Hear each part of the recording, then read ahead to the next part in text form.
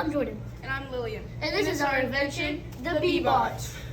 Did you know that nearly 18% of nurses quit their jobs within the first year of working? The problem represented to us is that there are too many patients and not enough staff in a hospital.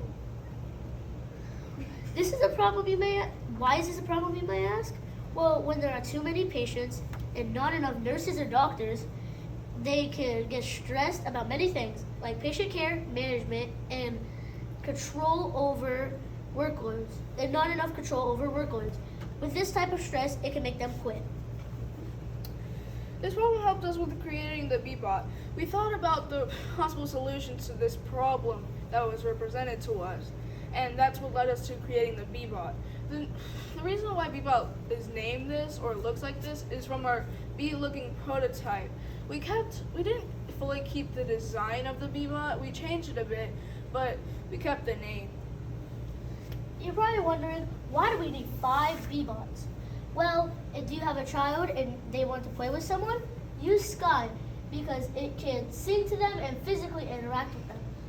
You need someone to talk to? Well, talk to Study. It can talk to you back and it will give you real opinions.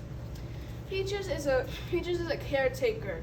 Like, what that means is that Peaches will clean the room and disinfect it once the patient's done. It can also make the bed for you and fluff your pillows or give you a blanket.